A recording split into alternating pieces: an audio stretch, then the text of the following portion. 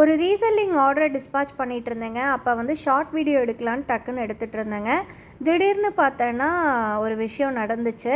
So அதை தான் இந்த வீடியோவில் ஷேர் பண்ணுறேன். இதை எப்படி நான் வந்து லாங் வீடியோவாக கன்வெர்ட் பண்ணி எதுக்காக நான் போடுறேன் அப்படிங்கிறதையும் கண்டிப்பாக மிஸ் பண்ணாமல் பாருங்கள். உங்களுக்கு நிறைய பிகினர்ஸ்க்கு யூஸ்ஃபுல்லாக இருக்குங்க. ஃபஸ்ட்டு பேங்கிள்ஸ் எல்லாம் பேக்கிங் முடிச்சிட்டேங்க. அடுத்தது வந்துட்டு ஒரு கஸ்டமர் வந்து சென்டர் கிளிப் கேட்டிருந்தாங்க. இவங்க பார்த்திங்கன்னா பெங்களூர்லேருந்து ஆர்டர் பண்ணியிருந்தாங்கங்க. ஸோ 10 சென்டர் கிளிப்ஸ் ஆர்டர் பண்ணியிருந்தாங்க. ஸோ அதை தான் வந்துட்டு நார்மல் கார்டில், அதாவது என்னோடய கார்டில் போடாமல் நார்மலான கார்டில் போட்டுட்டு இருந்தேங்க. ரீசெல்லிங்காக கஸ்டமர் கேட்குறாங்க அப்படின்னா கண்டிப்பாக இந்த மாதிரி கார்ட்ஸில் தாங்க நான் போட்டு கொடுப்பேன். ஸோ இதோட டிசைனிங் எல்லாமே உங்களுக்கு வந்துட்டு நான் வந்து தனியாக லாஸ்ட்டில் உங்களுக்கு காமிக்கிறேன், என்ன மாதிரி சென்டர் கிளிப் டிசைன் பண்ணியிருந்தேன் அப்படின்னு சொல்லிட்டு. ரொம்ப யூனிக்கான டிசைன்ஸ் ஒவ்வொன்றுமே இருந்துச்சுங்க. ஸோ இந்த சென்டர் கிளிப் பாருங்கள், இப்போ நான் போட்டுட்ருக்கேன் இல்லையா. ஸோ இதில் தான் ஒன்று நடந்துச்சு.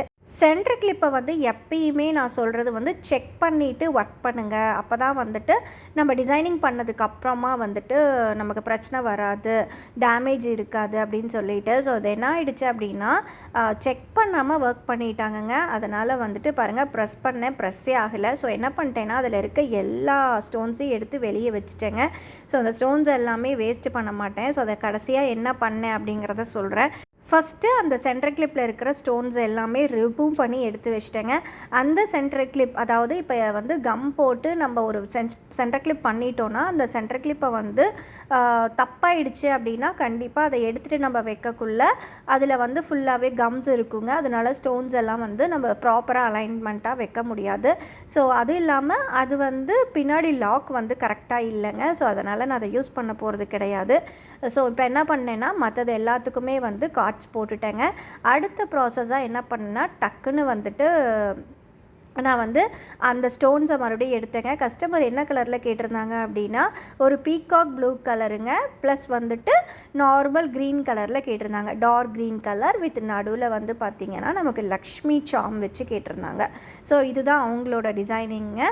டக்குன்னு நான் என்ன பண்ணேன் அப்படின்னா அது வந்து மார்னிங் வந்துட்டு ஒரு 8 o'clock இருக்குங்க. நான் வந்து காலையில் எப்பயுமே வந்து முன்னாடியே வந்து இதெல்லாம் பண்ணி வைக்கணும். நம்ம அர்ஜெண்ட்டாக நம்ம பண்ணோன்னா கண்டிப்பாக நான் இன்றைக்கி டிஸ்பாச் பண்ணியிருக்கவே முடியாது. ஈவினிங் நான் இதெல்லாம் பார்த்துருந்தேன்னா டிஸ்பாச் பண்ணியிருக்கவே முடியாது.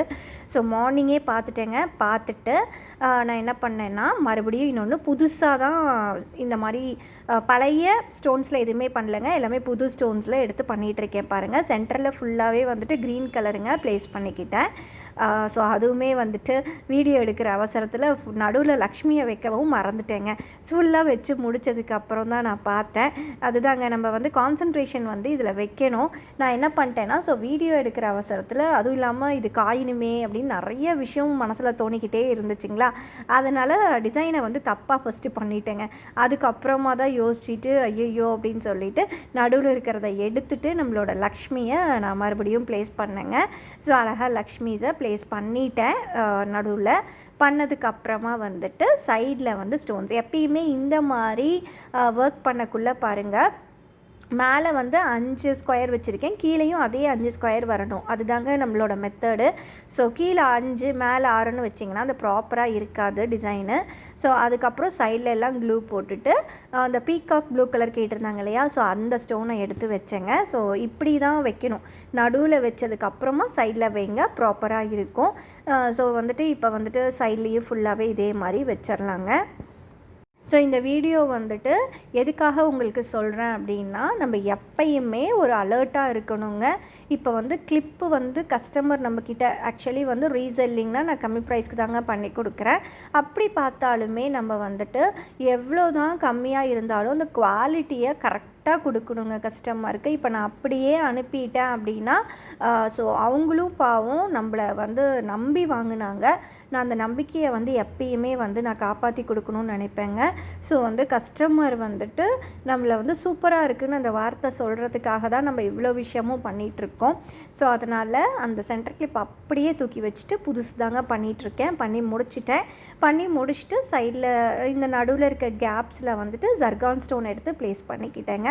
ப்ளேஸ் பண்ணி இந்த சென்டர் கிளிப்பை முடிச்சுட்டு ஃபேன் கடியில் ஃபுல்லாக வச்சு விட்டுட்டேங்க. நான் எப்பயுமே ஈவினிங் வந்து எனக்கு 8-9 ஓ கிளாக் தான் கொரியர் பண்ணுவேங்க. ஸோ அப்போ தான் என்னோடய ஹஸ்பண்ட் வந்து வாங்கிட்டு போவார்.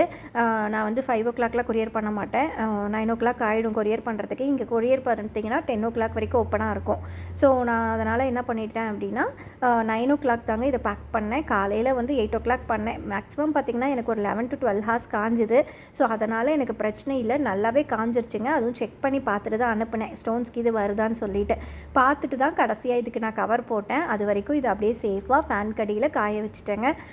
ரொம்ப அடுத்த நாள் பார்த்திங்கன்னா கஸ்டமர் வந்துட்டு ஒன் டேயில், இது பெங்களூர் அப்படின்னாலுமே நமக்கு 1 or 2 டேஸில் ரீச் ஆகிடுங்க.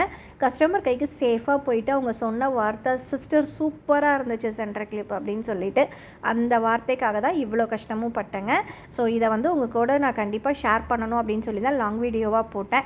ஸோ இந்த நான் மிச்சம் இருக்குது இல்லைங்களா, இதெல்லாத்தையும் என்ன பண்ணுவேன் அப்படின்னா பாருங்கள், அடியில் வந்துட்டு நம்மளுக்கு கொஞ்சம் ஒட்டி இருக்கும், உங்களுக்கு தெரியுதுங்களா, அந்த க்ளூ ஒட்டி இருக்கும். ஸோ அதெல்லாத்தையும் எடுத்துகிட்டு நல்லா ட்ரையாக விட்டுருவேங்க. ஒன் டே ஃபுல்லாக வெளியே வச்சுட்டு ட்ரையாக விட்டுட்டு அதுக்கப்புறம் அதே பாக்ஸில் போட்டு வச்சுருவேன். இந்த வீடியோ யார் யாருக்கெல்லாம் யூஸ்ஃபுல்லாக இருந்துச்சுன்னா கண்டிப்பாக ஒரு லைக் போடுங்க. லாஸ்ட்டில் நான் வந்து இந்த சென்டர் கிளிப்போட டிசைன் அட்டாச் பண்ணுறேன், அதையுமே பார்க்க மறந்துடாதீங்க. கண்டிப்பாக உங்களுக்கு பிடிக்கும் நம்புகிறேன். பிடிச்சவங்க லைக் போடுங்க.